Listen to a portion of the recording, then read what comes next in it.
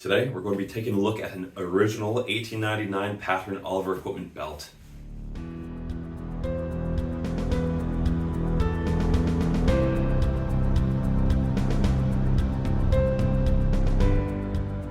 Alright, so the Oliver equipment was introduced in 1898. It was designed by a surgeon by the name of Oliver. He served with the British Army as a surgeon on the Red River expedition in 1870 that went through Manitoba and Ontario. And so he served there, and he later came up with this equipment design. The British Army rejected it. Canada wanted to introduce it in around 1883. However, it was not in production until 1898. And so it came around just in time for use in the Klondike Gold Rush, which was in the Yukon Territory in Canada. Lots of American prospectors went there to search for gold, and so the Northwest Mounted Police as well as parts of the Canadian Army were sent there to kind of keep law and order and make sure that no one got too unruly. And so that was where it saw its first service, and then it shortly was used in the Second Boer War after that. And so from 1899 to 1902 was the Second Boer War, which Canadians served in, and they used this Oliver equipment throughout the entirety of that war. And so there were a couple complaints about the Oliver equipment, one of which was the water bottle. It was made out of glass, and it was pretty small, and so they were easy to break and did not hold a lot of water. And so most British soldiers, or most Canadian soldiers, instead chose to use British Army Mark IV water bottles instead, which are a more traditional design. They have the sling over the shoulder, it's surrounded, covered in felt. And so that's what pretty much every Canadian soldier used in South Africa.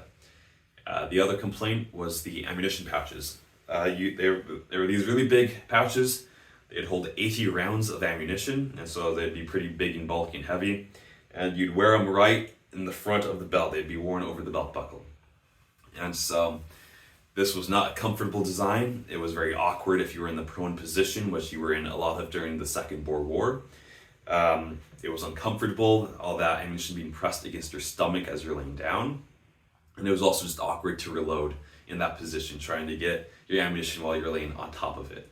And so to combat this issue, the infantrymen would often wear bandoliers like this one here.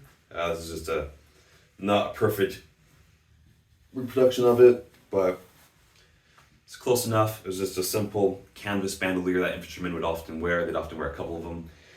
They'd lose ammunition regularly out of these too. They weren't a great design, but it was more comfortable than wearing that ammunition pouch in front of you.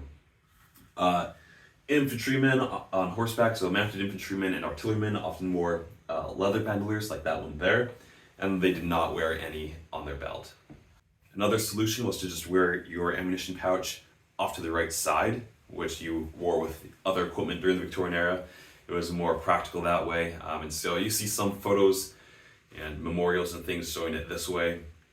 You also see some, not very common, but you sometimes see examples of soldiers wearing two of them. There's at least one monument that shows it, and might be one photograph that shows it, but it was not very common. It'd probably be very heavy on your equipment wearing two pouches if you have both filled with 80 rounds of ammunition. So that probably would not be very ideal.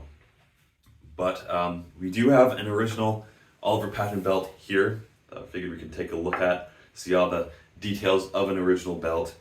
And so, yeah. Okay, so we've got the snake belt buckle, which was pretty common with British military equipment in the Victorian era, especially on black and brown leather equipment.